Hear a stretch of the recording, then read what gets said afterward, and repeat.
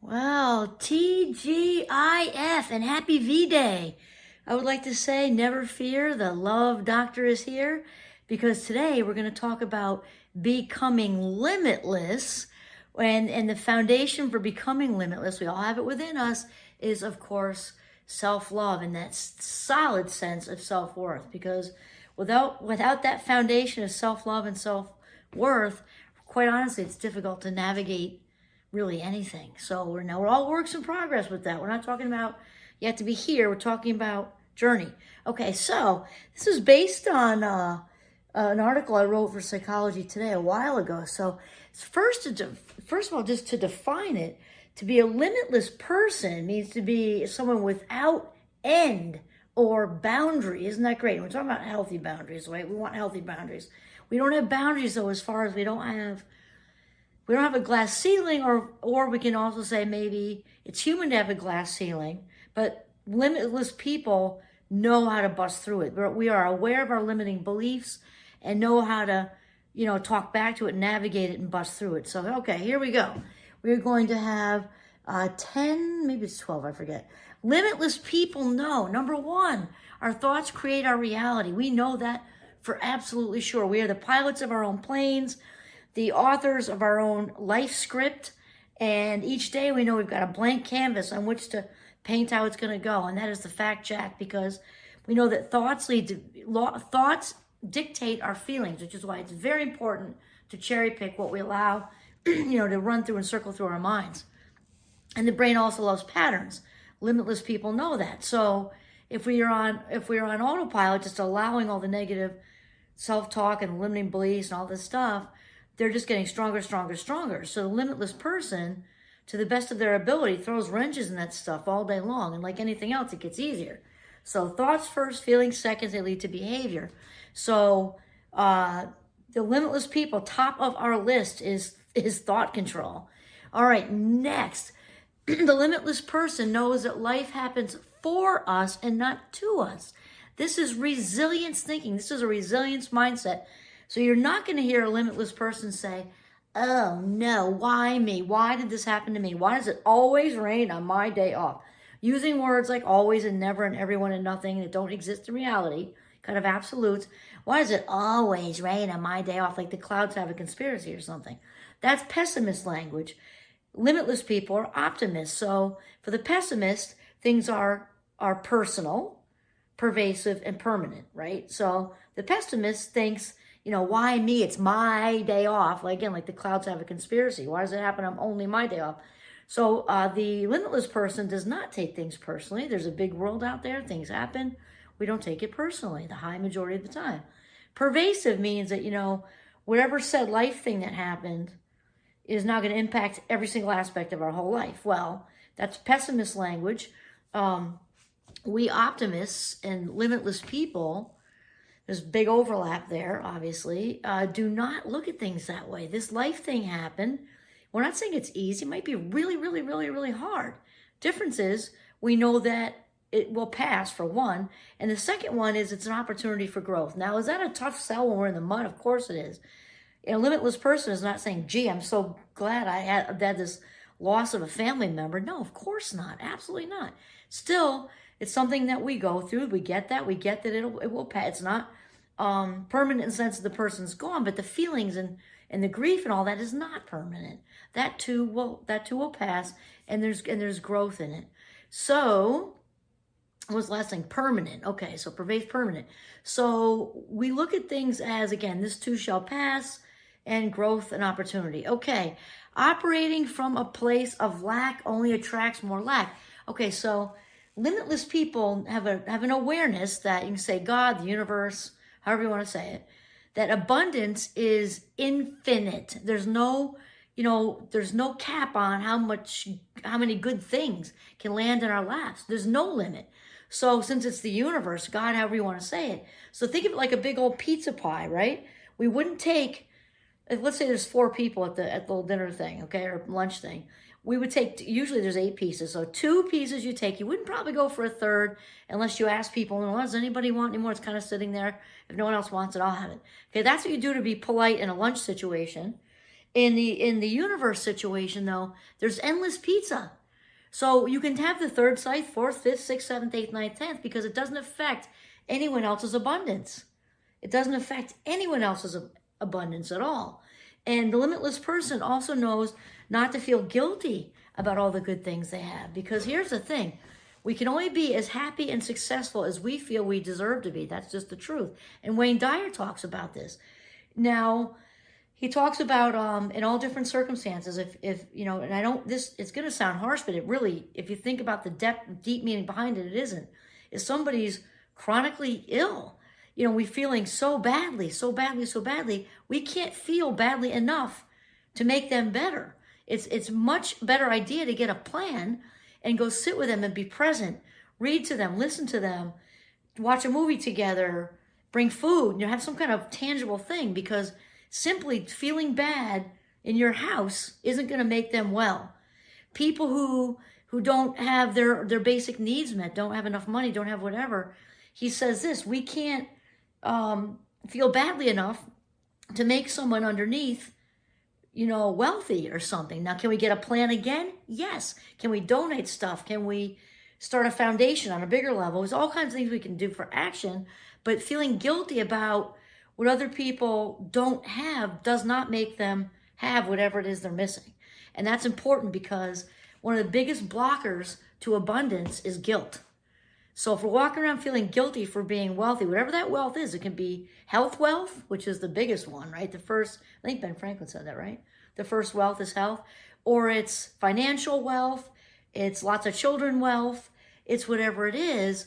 We want to, you know, open and receive that gift with the biggest thank yous out there, back to God, the universe, however you believe, because that's how it keeps coming to us. When we are focused on what's missing, guaranteed more of what's missing is going to be missing. Like this, that's how it works.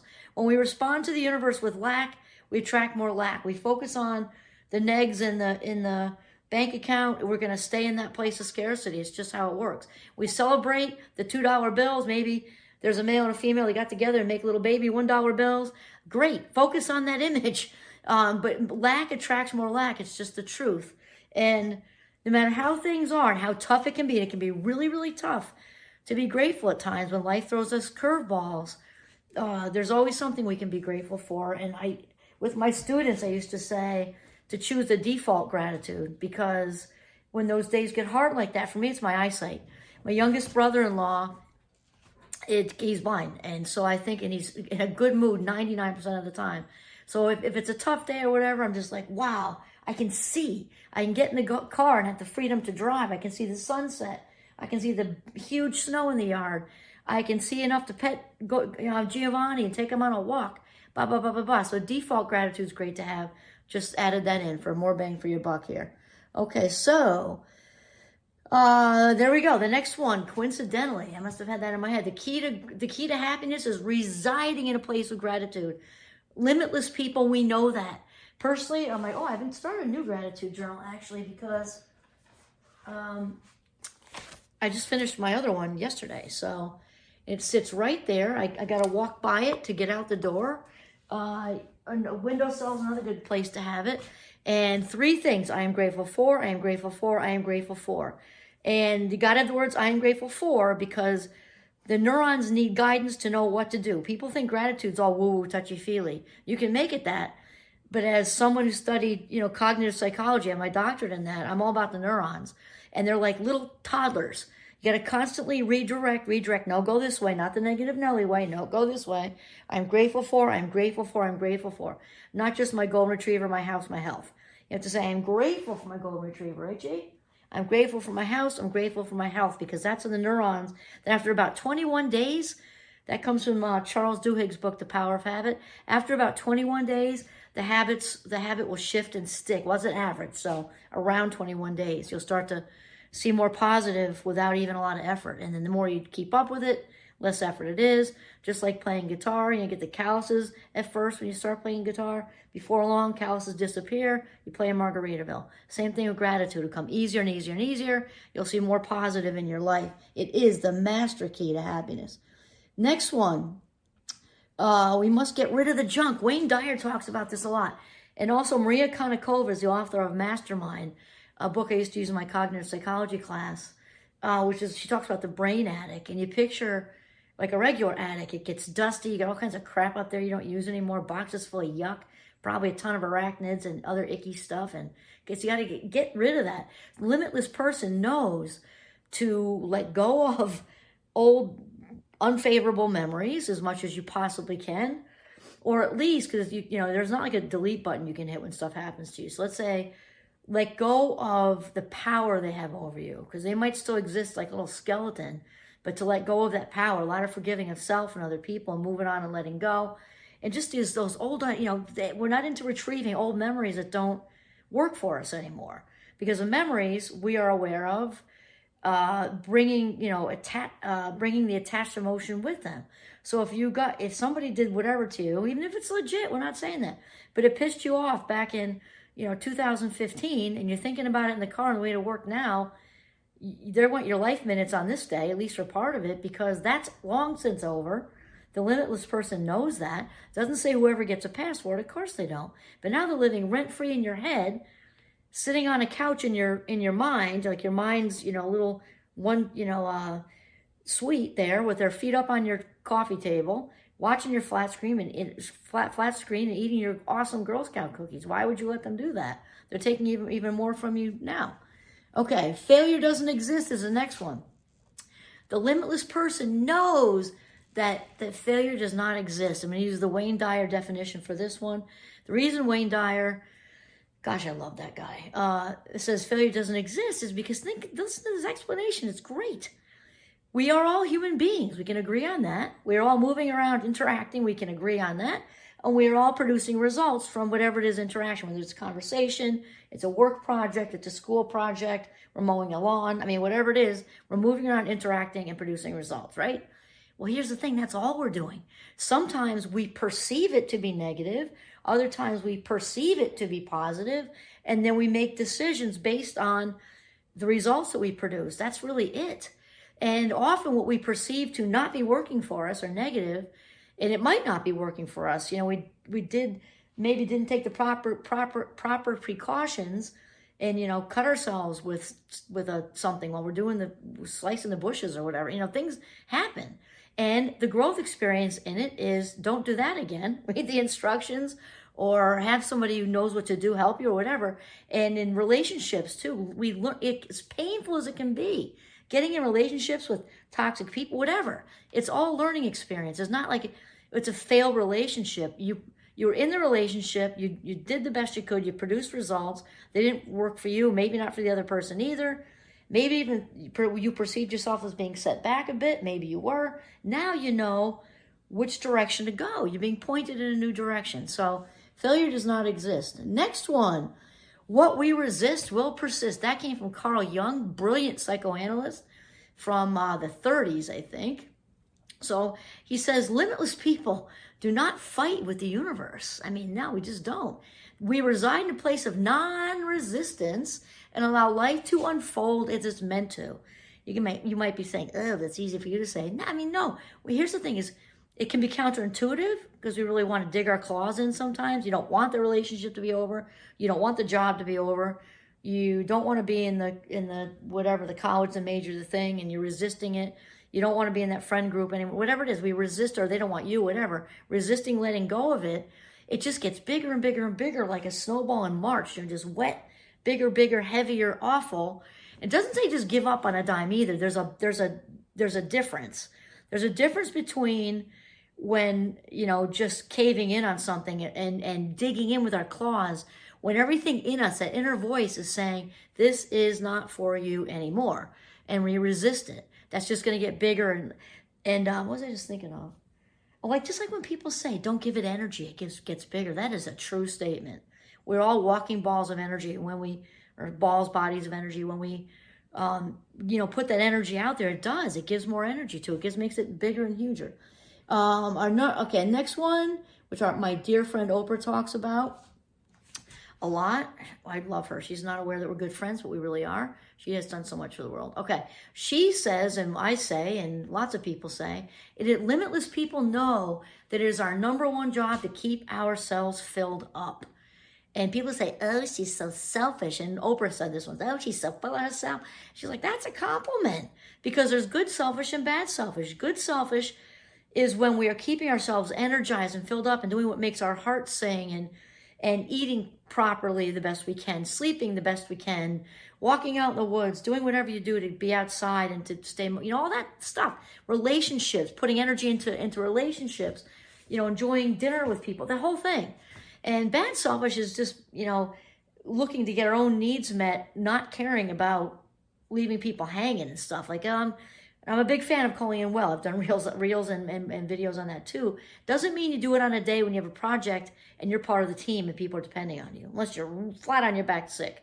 That's an example of bad selfish. Yeah, it snowed 3 feet. I'm a big fan of skiing, but I would not leave my team hanging to do that. That's just super bad karma. It's bad juju, as my husband would say. So don't do that. We keep ourselves filled up in a good selfish way. And next we must believe it to see it. That this is another Wayne Dyer situation. And also my mastermind group, which I talk about a lot, we talk about act as if. Act as if your bank account has X amount, whatever dollars you would like to have in there.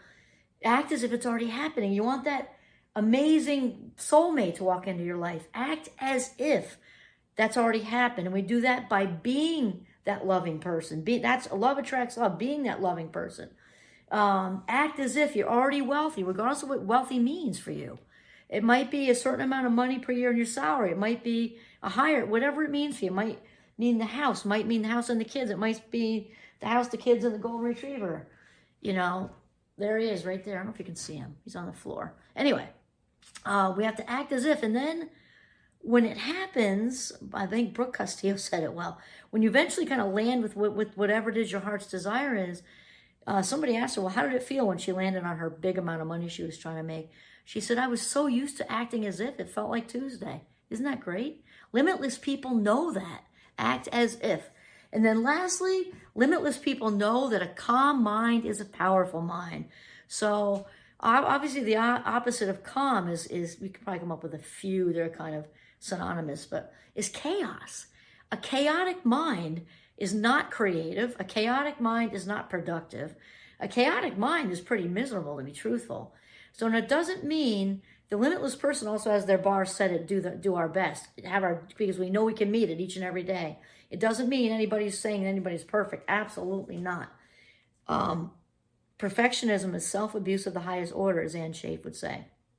So limitless people, however, we do work at being mindful, which again is not meditation. You can hear them together, mindfulness, meditation, but really mindfulness is about being in the moment. You can be brushing your teeth, you can be washing the dishes, you can be skiing, walking, in a conversation, making dinner, having 5-star relations with your loving partner, whatever it is. But we are really good at breathing, being in the moment, breathing intentionally and being in the moment. And I know myself, when if I feel like I'm getting racy a little bit, I do the 4-7-8 breathing technique 3 times, and it's anchoring pretty immediately. Another one I do is, especially if I'm walking into campus or walking wherever, there's a little bit more of a marker than there is out here in the sticks. But any kind of city or town, you can pick a stop sign and just say, I'm walking to that stop sign. I'm not going to do anything between here and that 30 feet, but breathe intentionally. But we do that stuff all day long because limitless people know that the calmer the mind, the more powerful, the more creative, and happier. That's just how it goes. All right, and then lastly, what I want to say about the limitless person, in addition to that, we love ourselves, we like ourselves, and we also know who we are and where we fit in the grand scheme of things. Each and every one of us has the potential to be limitless. It's all in here. Limitlessness is an inside job. We don't find it out here. We find it in here. So that's it. Have a great Valentine's Day. Ciao for now.